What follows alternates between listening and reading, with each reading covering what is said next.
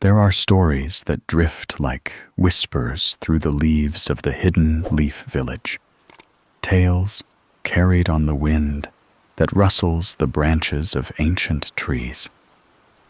One such whisper is that of Shisui Uchiha, the man with the gentlest of souls and eyes so powerful they could shape the course of nations.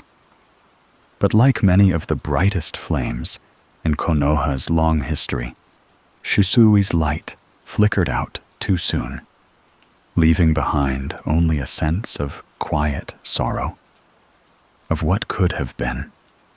In the hush of night, his story unfolds not with explosions or fanfare, but with small moments, each a ripple on the surface of a vast, unseen ocean.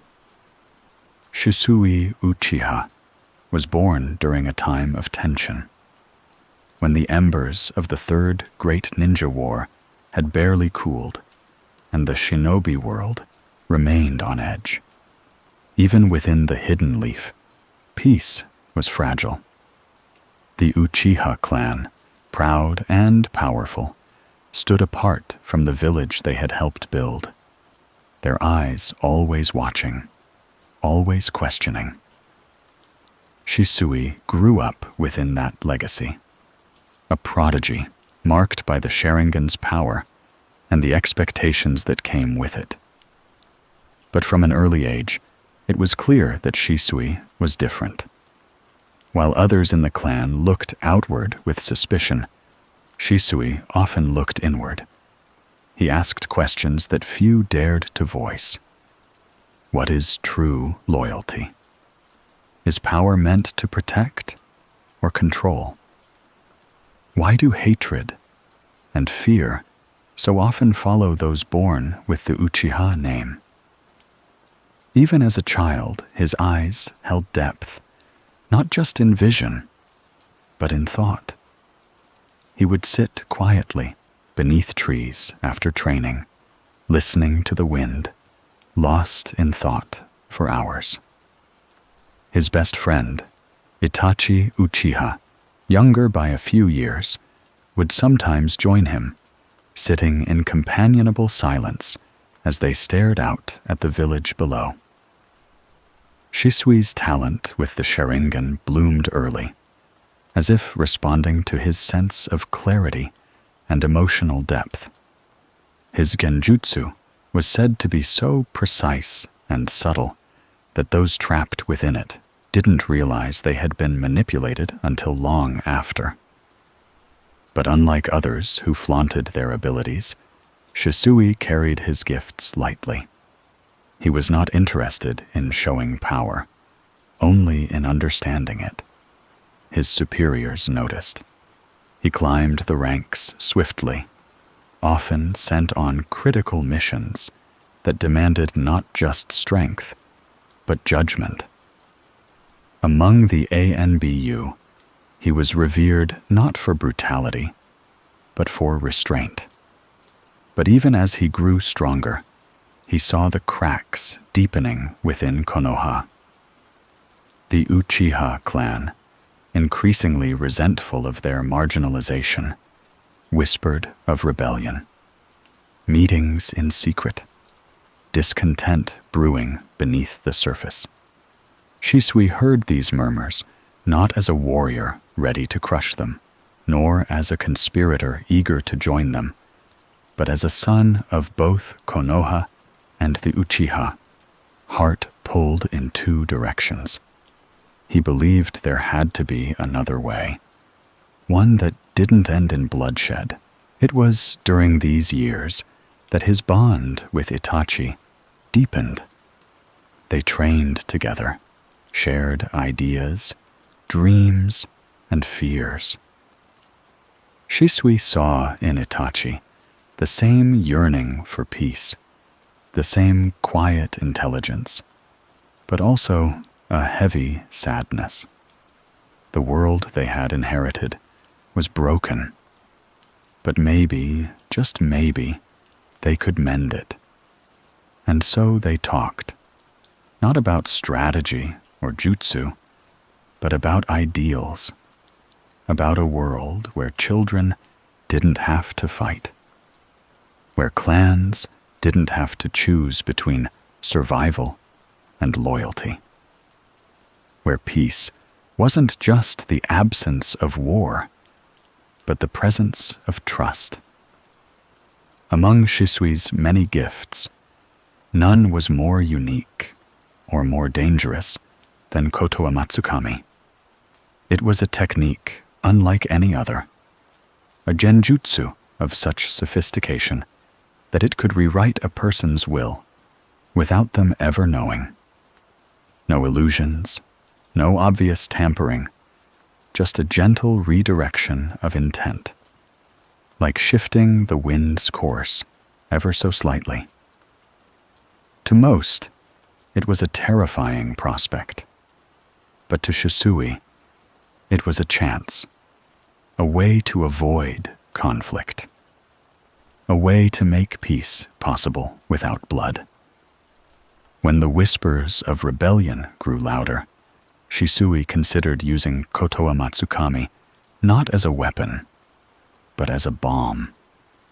If he could use it on the Uchiha leaders, plant a desire for peace, for compromise, perhaps war could be averted. It was not manipulation out of self-interest, but desperation. He didn't want to hurt his clan. He wanted to save them. He approached the third Hokage's circle, seeking approval, trying to navigate the labyrinth of politics and fear. But in the shadows, not everyone shared his noble aims. Danzo Shimura, an elder of Konoha known for his ruthless pragmatism, watched Shisui with suspicion. To Danzo, the idea of pacifying the Uchiha through genjutsu was too soft, too idealistic. He feared Shisui's power. He saw it not as a hope for peace, but as a threat to control. And Danzo believed in control above all. Quietly, he made his move. Shisui could feel the walls closing in, the political tension, the suspicion from both sides, the way even his noble intent could be misread. But still, he held on to hope. He shared his plans with Itachi, trusted him, guided him. The bond between them was more than friendship. It was a torch passed from one dreamer to another. And in Shisui's eyes, Itachi was the future, a child of sorrow and potential, a mirror who might reflect a better world. As he prepared to use Kotoa Matsukami to change the course of history in secret, the storm began to gather. It was no longer a matter of if the Uchiha would revolt, but when. And Shisui knew that once the first blow was struck, there would be no stopping the cascade. His plan had to work. It had to. But fate, as it often does, had other ideas. In the quiet before the storm, as Konoha carried on unaware, Shisui stood on the edge of a choice. Behind him, a village clinging to peace. Ahead of him, a future uncertain and fragile. And in his heart, a hope that somewhere in the midst of power and politics, the whisper of a gentler path might still be heard. And so we drift off tonight, holding on to the image of Shisui standing beneath the wide Konoha sky, his eyes full of dreams, his heart aching with quiet purpose, and the wind carrying his name into the silence. The sun filtered through the leaves of the great trees of Konoha, casting dappled patterns along the training grounds where Shisui often trained alone. By now, he was no longer a promising child, but a full-fledged shinobi, operating at a level most twice his age could only dream of. He had graduated the academy early. His Sharingan awakened not through hatred, but through grief and duty. Emotions far more complex, quieter, deeper. And yet, it wasn't the flash of jutsu that defined him. It was the silence between his movements, the stillness in his choices, and the way he always stepped back, just enough to let others shine. Among his clan, the growing storm was palpable. Whispers had become meetings. Frustrations had become plans. And in those plans, Shisui could sense a tide swelling beyond anyone's control. The Uchiha were being watched, restricted to their district, marginalized by the village they helped found. Shisui understood the pain, but he also understood the cost of what they were considering. War, uprising, bloodshed between Konoha and the Uchiha. That was something he couldn't accept. It was during this time that Shisui began his covert attempts to defuse the situation from within. He wasn't merely loyal to Konoha. He believed in the possibility of peace between his people and the village. And unlike many others, he had the means to influence that balance. His Mangekyō Sharingan, awakened in the deepest sorrow, granted him Kotoa Matsukami, an ability so subtle and powerful that it bordered on the divine. With a single glance, he could rewrite a person's will, implanting commands so natural they would believe them to be their own thoughts. It wasn't mind control in the crude sense. It was elegance. It was nuance. It was the kind of technique meant not for battle, but for impossible diplomacy. He knew the gravity of that power. He knew it had to be used sparingly. But more importantly, he knew it had to be used wisely. The first person he ever used it on was a fellow leaf shinobi. Not to manipulate, but to test its limits. And when it worked flawlessly, without pain, without damage, without suspicion, he realized the one person he had to use it on next was none other than the Uchiha clan leader, his own relative, Fugaku Uchiha. Shisui wasn't naive. He didn't think one moment of altered will would erase generations of mistrust. But he believed that if Fugaku, the calm yet proud patriarch of the Uchiha, could be nudged into peace, if he could begin to dissuade the clan from rebellion, there was hope. But even hope, as powerful as it is, isn't always enough. He confided his plan only to one person, Itachi Uchiha, younger than Shisui, yet equally gifted, equally burdened. They shared a bond that few could understand. Both prodigies, both with the fate of the village resting quietly on their shoulders, and both tired, deeply tired.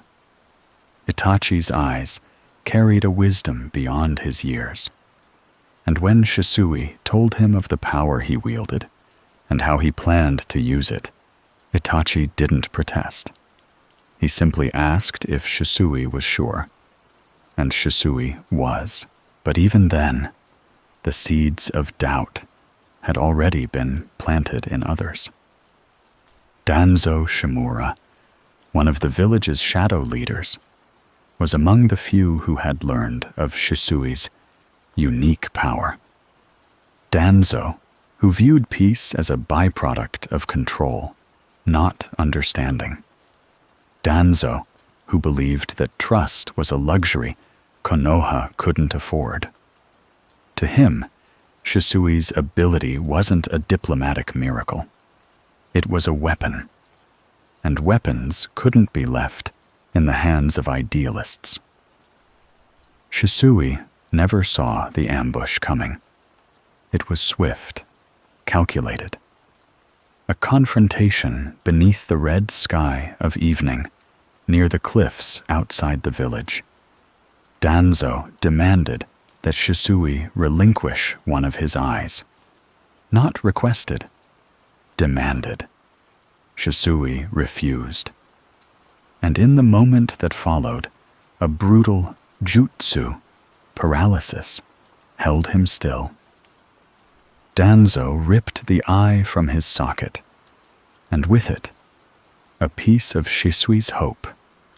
Wounded, bleeding, heart pounding with betrayal, he barely escaped into the night, leaping from shadow to shadow until he collapsed at the Naka River. It was there that he found Itachi waiting. Or perhaps Itachi had sensed him, like he always did, across the quiet threads of fate that tied them together. Shisui's body was weakening fast, but his mind remained clear. He told Itachi everything. What had happened? And what must happen now? There was only one eye left, and it couldn't fall into the wrong hands. So he entrusted it to the one person he still believed in. His friend, his brother, in all but blood. Itachi didn't argue. He couldn't.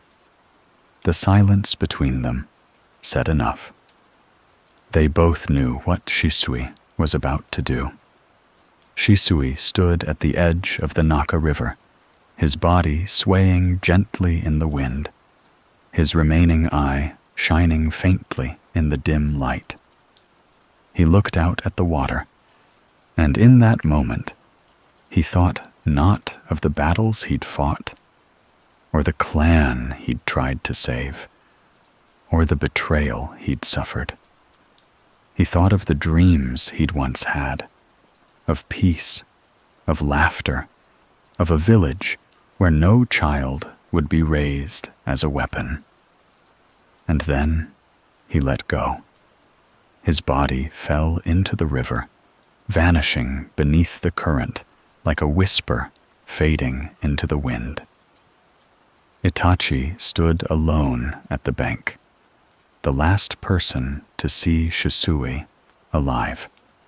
He picked up the legacy left in his hands, both metaphorically and literally. Shisui's eye would be hidden, preserved, and his ideals, those would take root in the quiet corners of Itachi's soul, where they would bloom into choices even more painful, even more selfless, in the years to come. Shisui Uchiha, the boy who could have saved Konoha, was gone. But his story had just begun. The forest was always quiet in the early hours of the morning, the canopy of leaves filtering the gentle golden light of the sun as it peeked over the horizon. This was when Shisui liked to train. Not because he needed to. He was already widely regarded as a prodigy even within the Uchiha clan, but because it gave him peace. It let him breathe, think, reflect. The rhythm of movement, the whirl of shuriken, the silent step from branch to branch. These were his moments of stillness in a world that was slowly descending into something darker. And yet, on this particular morning, the silence of the trees felt heavier, like the calm before a storm. He thought often about his last mission. The enemy had been efficient, coordinated, and cruel. Shisui's own squad had been nearly decimated. It was during this mission that something within him had truly shifted. Not just as a shinobi, but as a person. He had seen firsthand what happened when villages operated out of distrust, when cycles of vengeance perpetuated themselves endlessly. Konoha, the place he called home, was not immune to this sickness. It was growing more evident with each passing day. Danzo had called him in again. The meetings were never pleasant, but Shisui understood the weight he carried and the balance he tried to maintain. Danzo was a man who saw the world in terms of sacrifice and necessity. The cost of peace didn't matter if it meant stability. But Shisui disagreed. Not out loud, never directly, but internally, the difference between their ideologies was stark. Danzo believed control would bring order. Shisui believed trust would bring peace. Danzo had asked again about the clan. Their patience is thinning, he had said. They feel cornered. It's only a matter of time before they act. We must be ready to act first. Shisui hated the implication. The idea that preemptive action, betrayal, was preferable to diplomacy. But he kept his composure. He always did.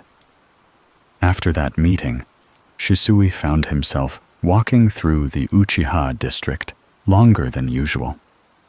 He watched the children playing near the training grounds, sparring with wooden kunai, and arguing over who would be Hokage one day. He watched the elders speak in hushed tones, their eyes sharp, their gazes always drifting toward the village center, toward the Hokage's office, the seat of power they had been denied for generations. He didn't blame them. That was the most painful part. He understood their pain. The pride of the Uchiha was not arrogance. It was the armor they had built after years of suspicion and exclusion. But pride can harden, and once it calcifies, it becomes brittle. He worried the clan would snap, that their pain would become rage, and their strength would become a weapon turned inward. Shisui knew he had to act. He had heard whispers of a planned coup, more than just frustration now, but concrete movement.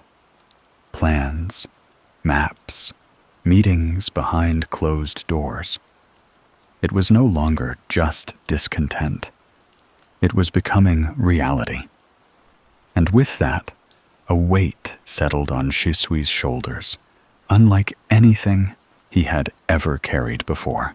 He visited Itachi again, this time without pretense. They walked along the riverbank, the water lapping quietly at the stones beside them. And for a while, neither of them spoke. When Shisui finally broke the silence, his voice was low, thoughtful. "They're moving faster than I thought," he said. "And the elders, they won't hesitate to crush them if it comes to that." Itachi didn't respond immediately. He looked down at the water, his eyes unreadable. "Then we have to find a way to stop both sides," he said eventually. "There has to be another path." Shisui nodded. "There is, but it's risky, and I might not be able to come back from it." He didn't elaborate that day, but he had already made up his mind. His Mangekyō Sharingan was a rare gift, Kotoa Matsukami, the most subtle and powerful genjutsu in existence. It didn't just alter memories. It changed beliefs. It could rewrite a person's will without them ever knowing. He had sworn never to use it on anyone in the village, but now he saw no other option. If he could use it on Fugaku, implant the belief that peace through diplomacy was the only way forward, the entire coup could be unraveled before it began. It was an impossible burden, one that no one could know about, not even the Hokage, not even Itachi. Danzo, of course, had caught wind of his plan. He always did. And Shisui knew that once Danzo understood what he intended to do, he would see it as a threat. And that made Shisui a threat. The next day, Shisui requested a meeting with the clan head. Fugaku listened, as always, with calm dignity. There was a kind of sadness in his eyes, as if he too knew what was coming. He didn't commit to anything, didn't speak of rebellion, but he didn't deny it either. He simply said, "We've given everything to this village, and it still treats us like outsiders." That night, Shisui returned to the cliffs overlooking the village. He sat beneath the stars and tried to clear his thoughts. He thought of his father, who had once told him that a true shinobi is one who sacrifices everything for the good of the people. He thought of the children in the district, the hopeful light in their eyes. He thought of Itachi, so wise and burdened for someone so young. And he thought of Konoha, not as a system or a symbol, but as a home, flawed, scarred, but still worth saving. Tomorrow, he would try. He would attempt to use Kotoa Matsukami, quietly, surgically, without anyone knowing. A miracle solution, if it worked. A desperate gamble, if it failed. But he couldn't sit idly by. Not when he had a chance, however slim, to stop the bloodshed before it began. As the wind whispered through the trees and the village lights flickered in the distance, Shisui closed his eyes and tried to find sleep.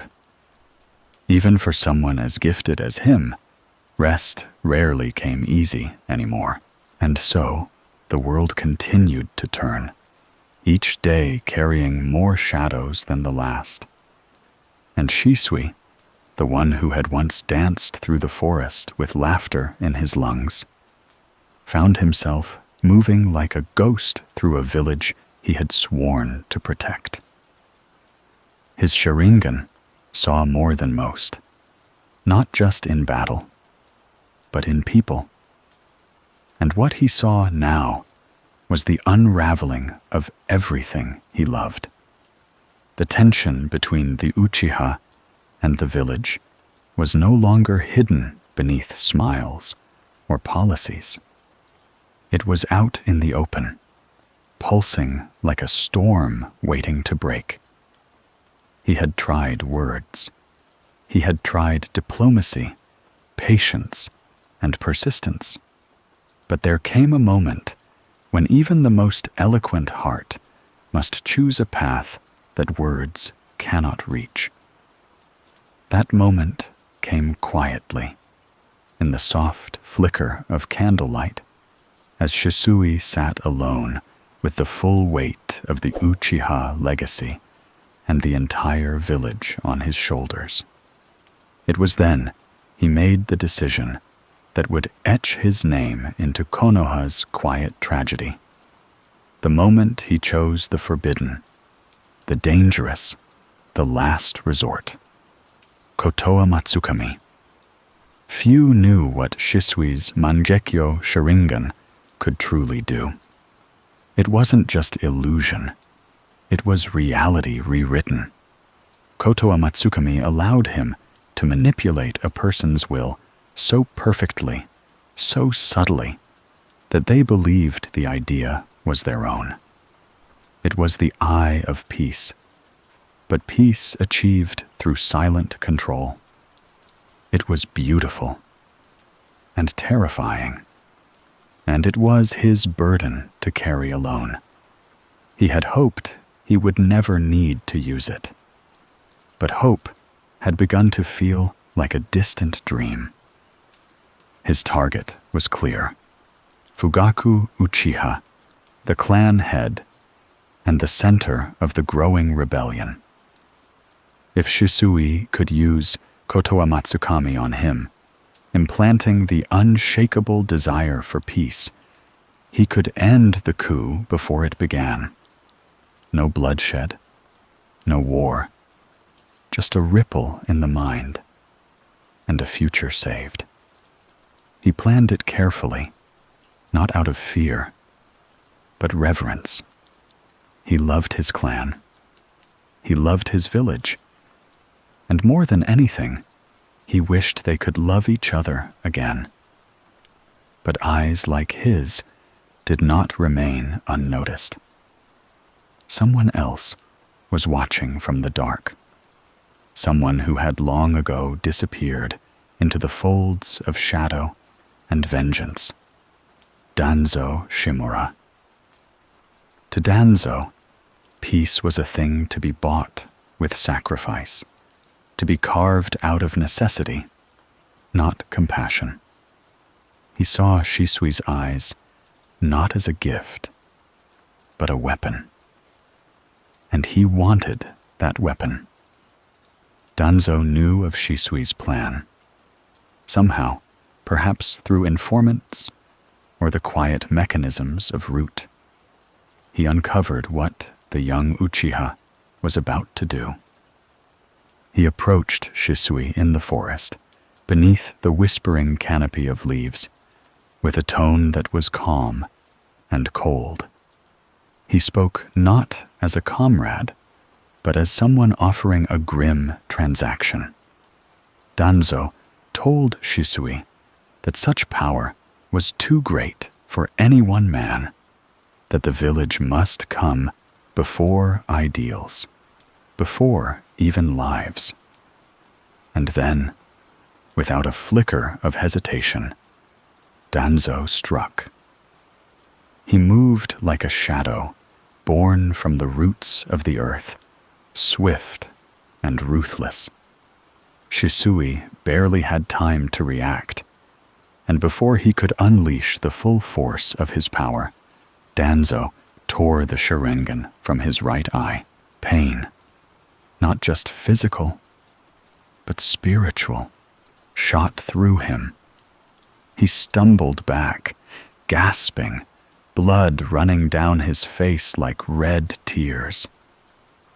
Danzo vanished, taking the eye with him, believing that he had ended the threat and gained the ultimate tool for his twisted version of peace. But he underestimated the depth of Shisui's resolve. With only one Mangekyō remaining, Shisui knew time was short. He turned to the one person he could trust without question: Itachi. Itachi, who was still young, but already burdened by the same weight of ideals and love and impossible choices. Shisui met him at the Naka River, where the water flowed like time, indifferent and eternal. He handed Itachi the last eye, pressing it into his friend's care with trembling fingers. "Protect the village," he whispered, his voice softer than the rustling leaves, "in whatever way you can." There was no bitterness in his tone, only sorrow and fierce love. He didn't speak of revenge. He didn't cry out against Danzo or the elders. He simply placed his hope in Itachi, the boy who would grow into a myth. Then, without waiting for permission from fate, Shisui leapt into the river's embrace. His body disappeared beneath the surface, taken by the current, his story ending in silence. The village would say he died in battle. The Uchiha would grieve a lost son. Only Itachi knew the truth, that Shisui had died not because he was defeated, but because he chose peace over survival. The eye that remained would go on to shape the future. It would live in Itachi's head, a silent guardian, watching over his every step. It would wait until the day it was needed, not to control, but to protect. And in that eye lived Shisui's will, not just the jutsu, but the dream of a village without hatred. And yet, as the years passed and the storm grew, Shisui's sacrifice faded into whispers. No statues were built, no songs were sung. But in quiet moments, when the wind moved through the trees in a certain way, one might feel the presence of a boy who had once believed that love could rewrite destiny. A boy who gave everything for peace. A boy who could have saved Konoha. If only the world had listened in time, in the gentle flow of the river that swallowed his name, Shisui became a memory, a breath lost to time. But the ripples of his actions spread quietly, touching those still bound to the world he left behind. And no one felt those ripples more deeply than Itachi.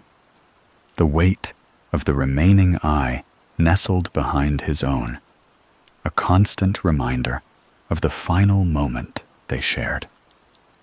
Shisui had not asked to be remembered. He had only asked that the dream live on. Itachi stood at the edge of that same river for hours after, staring into the current as if he could will Shisui back from its depths. He was young, still a boy in many ways, but the world would not wait for him to grow. With Shisui gone, Itachi bore the burden of a legacy stitched together from sacrifice, and his eyes, once filled with hope and curiosity, began to harden. Konoha never held a funeral. There was no grave for Shisui, only an official report, lost in the line of duty. No one spoke of Danzo's treachery. No one questioned why such a promising shinobi disappeared without closure.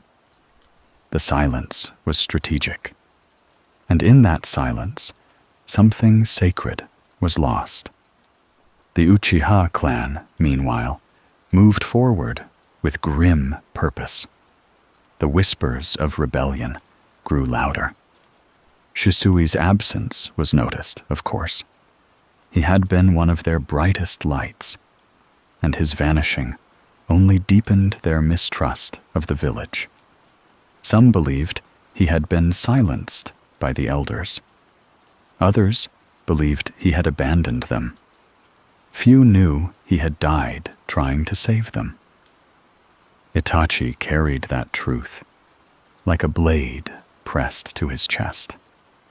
And while others prepared for war, he sought a different path. He became the watcher in the shadows, the one who studied both sides, who tried to see the entire board, even as the pieces shifted. Shisui had trusted him with more than just an eye. He had entrusted him with the very soul of their shared ideals. And still, Shisui's presence did not fade entirely. There were moments when Itachi could almost hear his voice, not as a ghost, but as a memory that refused to die. In battle, when things moved too quickly, or in rare moments of stillness, when the moon hung low and the world felt suspended, Itachi would recall how Shisui laughed. Not the laugh of a shinobi hardened by war, but the laugh of a friend who believed, truly believed, that love could change everything. Danzo, meanwhile, continued his silent manipulations. He now held one of the most powerful eyes in the world, but he kept it hidden, a secret tool for future conflicts.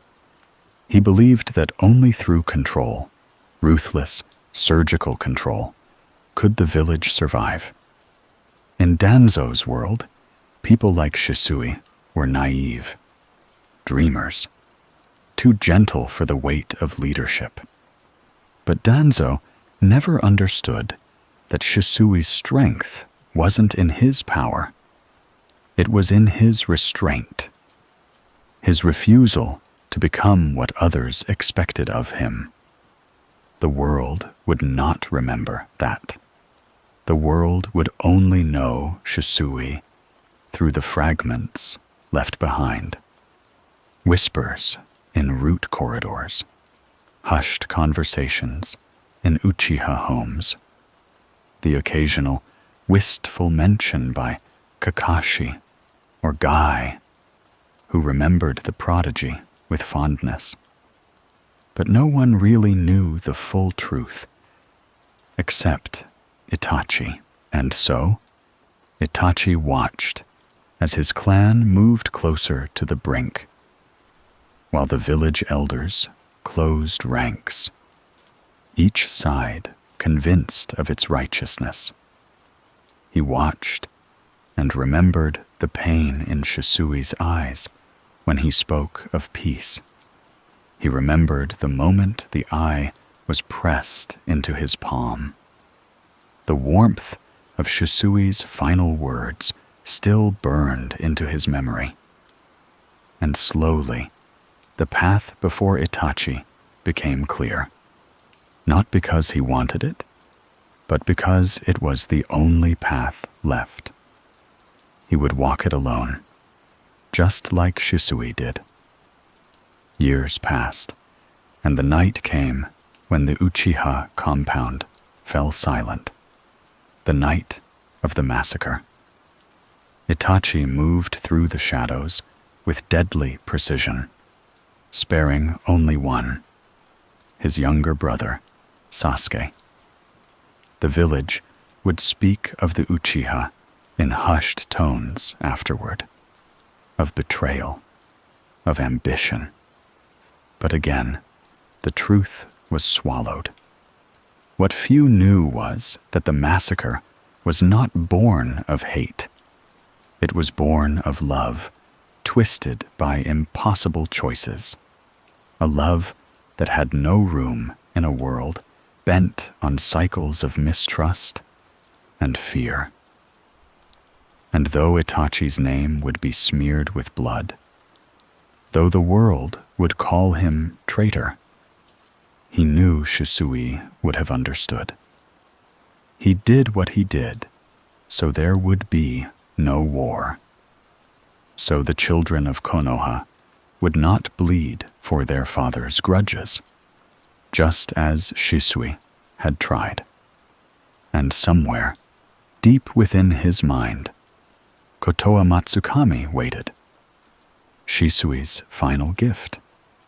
It would not be used for decades, but it would linger, like the echo of a bell long stilled, until the moment it was needed. Because that was Shisui's story, not one of fame or glory, not one carved into the Hokage monument or studied in the academy. His story lived in quiet acts of courage, in sacrifices that no one saw, in friendships that outlasted death, and in the flicker of an ideal that refused to be extinguished. He was the boy who disappeared, the shinobi who almost rewrote fate, the friend who could have saved Konoha, and perhaps, in a different world, one that had listened, one that had paused to understand, he would have. In the years that followed the massacre, Konoha moved forward as it always had, its village walls standing tall, its markets bustling, its younger generation growing up under skies that had seen too much silence. Children played, missions were assigned, enemies emerged and were defeated, and life, somehow, persisted. But underneath the layers of daily routine, the threads of past tragedies still quietly pulled at the edges of the present. And woven through all of it was Shisui's name, not spoken aloud, but lingering like the scent of rain in stone. Itachi, now a rogue ninja, wandered far from the village he once called home. He wore the cloak of the Akatsuki not as a symbol of allegiance, but as armor for a plan he could never speak of. From the outside, he was a traitor, a criminal. But deep inside, in the places untouched by hatred, he remained what Shisui had always hoped he would be, a protector who never stopped watching over the people he loved, even if they would never know. He would dream of Shisui sometimes, not vividly, more like impressions. A voice over his shoulder in moments of doubt, or a hand on his arm just before a difficult decision. He would see flashes of his face in reflections that weren't there, feel his presence in the wind that blew through the leaves. In truth, Itachi never stopped carrying him. Shisui had not just given him his eye, he had given him a part of his soul, tucked it quietly into the folds of Itachi's heart, and it guided him still. Meanwhile, Danzo continued to shape the village in his own image. The Sharingan he had stolen from Shisui pulsed with unspoken power, hidden beneath his bandages, never acknowledged openly.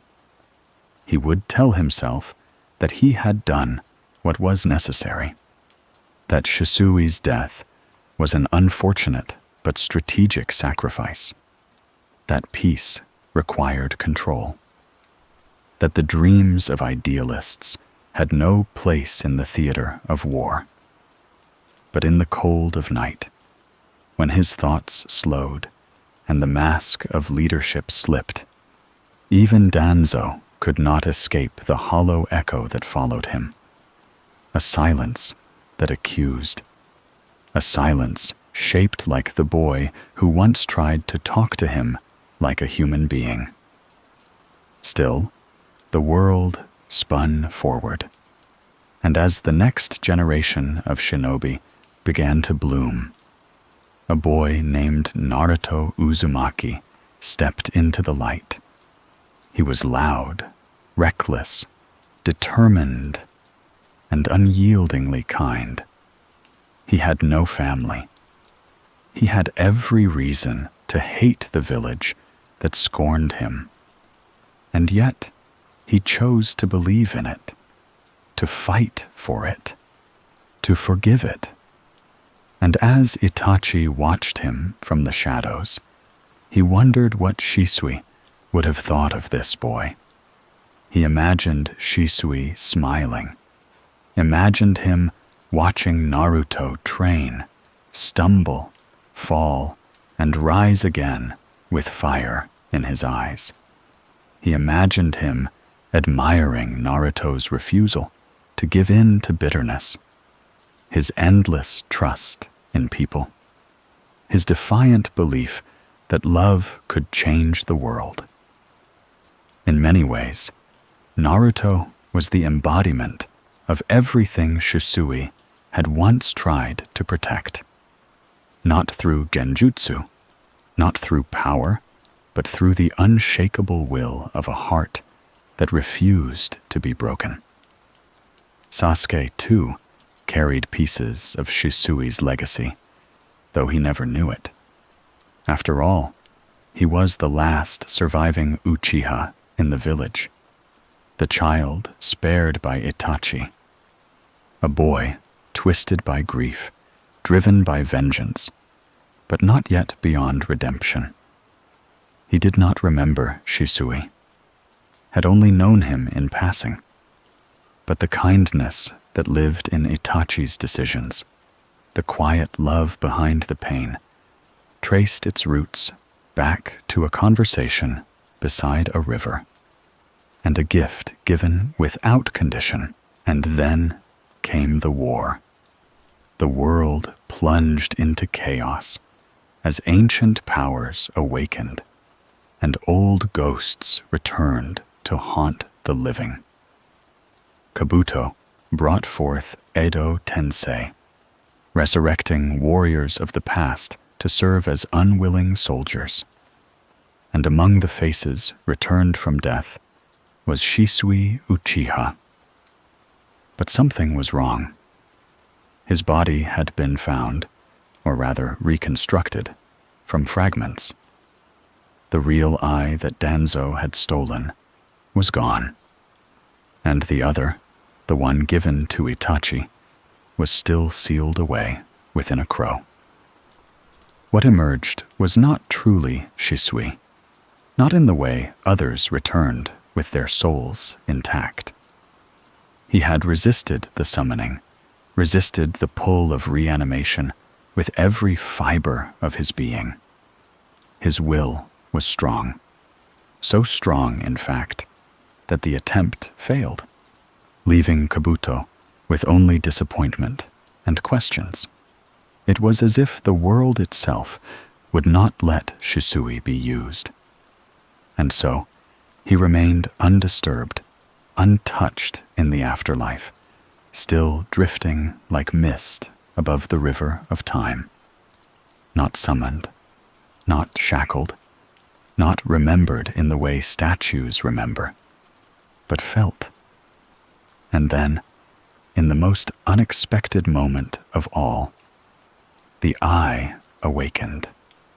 It had been sealed within a crow, hidden in secret, waiting in the body of Naruto. Itachi had placed it there in the event that he ever lost his way, that his own mind should fall to the control of the eternal Mangekyō.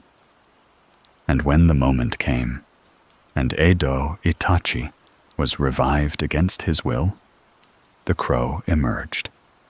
The eye opened. Kotoa Matsukami activated. Itachi was freed. Freed not by brute strength, not by violence, but by the final act of trust from a friend, long gone. Shisui's genjutsu had altered fate. He had programmed his final hope into that eye, not to control others, but to liberate the one who would carry the burden. And in that single moment, Shisui's dream lived again. Because even after death, even after being robbed of everything, even after the world tried to erase him, Shisui had still managed to save someone, to change the future, not with force, but with foresight, with faith, with love. And as Itachi stood on the battlefield, finally freed from the grip of reanimation, finally able to act of his own will, he felt it, the presence of Shisui, not as a ghost, not as a weapon, but as a friend. There was no monument for Shisui Uchiha, no scroll bearing his name in golden ink. But in that moment, the entire world shifted because of him, because sometimes the ones who leave quietly are the ones who leave the deepest mark. The wind carried the scent of change, as if even the trees of Konoha could sense that Shisui Uchiha's time had come and gone, leaving behind only echoes. Itachi stood silently on a high cliff overlooking the village, the weight of Shisui's final words heavy on his soul. He remembered that night again, how the moon shimmered against the rushing water, how Shisui's body disappeared into the void below, and how his eye was left behind in trust. But what lingered more than the tragedy of his friend's end was the magnitude of the hope Shisui had entrusted to him. The village was on the verge of war. The Uchiha were growing restless, and Itachi, only a boy, was now burdened with decisions meant for kings. Shisui's death had not gone unnoticed. Within the Uchiha clan, there were whispers that Danzo had acted in secrecy, that Shisui had been betrayed not by enemies, but by those within. The elders of the clan watched their young members grow ever more embittered. Fugaku Uchiha, their leader and Itachi's father, tried to keep a tight leash on them, but the inevitable was beginning to stir. A coup was being planned. The Uchiha believed themselves cornered by the village, stripped of their honor, forced to the outskirts, and seen as a threat by the very people they once protected. Shisui's death, rather than cooling the fire, had become the final spark. And yet, only a handful knew what had really happened. Itachi kept his silence, knowing that if he revealed Danzo's betrayal, or the location of Shisui's remaining eye, the delicate balance would shatter completely. So he walked a tightrope. He joined the ANBU. He reported to the elders, and silently, in the shadows, he continued the work Shisui had started, trying to keep Konoha from tearing itself apart from within. At night, when he closed his eyes, he could still hear Shisui's voice, not in words, but in a feeling, like the lingering warmth of sunlight after it dips below the horizon. But peace is a fragile thing. One cannot protect it by simply hoping. It must be shaped, carved, even sacrificed for.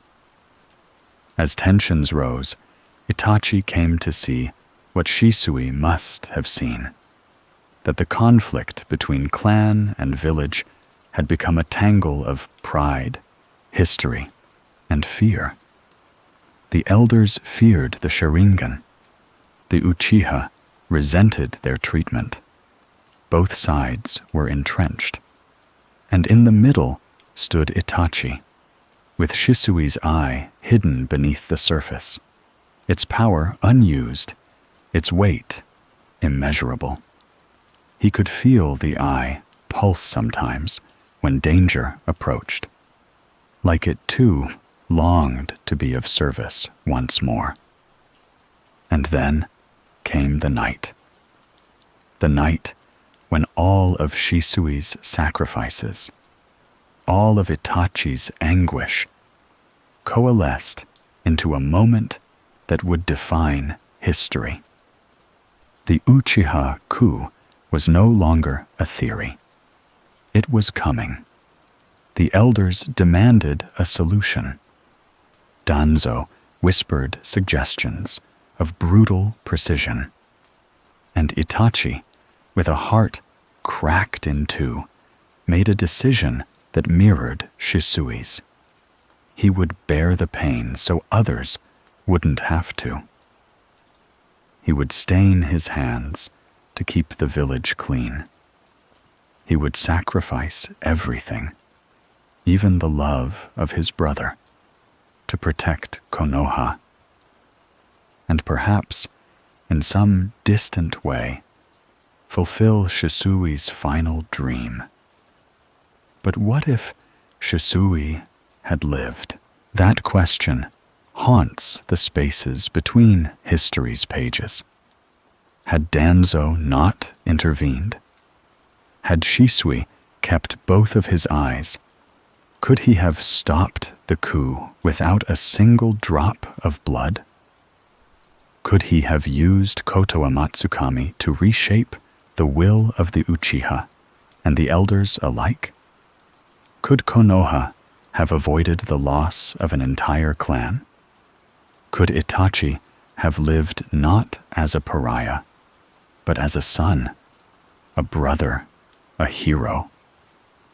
These are not idle dreams. These are roads untaken. Real possibilities. Shisui, more than anyone, understood both sides. He was Uchiha in blood, but Hokage in heart. He knew the burden of power and the illusion of justice. He saw beyond clan pride, beyond politics, into something gentler, something that saw the village not as systems or bloodlines, but as people, flawed and scared, and trying to do what they thought was right. If he had lived, perhaps that vision could have been shared. Perhaps he could have spoken to Fugaku, not as a rebel, but as a son. Perhaps he could have faced the elders not with threats, but with compromise. Perhaps he could have reminded them all that they were part of the same story. And even in death, he did his part. For his legacy did not die with his body.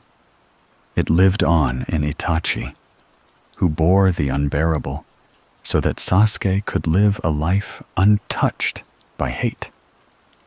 It lived on in the eye he gave, which would later awaken in the most unlikely of moments. And it lived on in memory, in the hearts of those who whispered his name as a what if, a could have been, a savior the village never truly understood.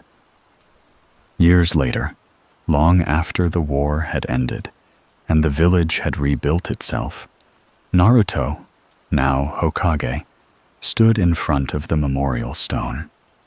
The names of heroes etched into its black surface shimmered in the morning light. Beside him stood Sasuke, quiet as ever, his eyes searching the horizon.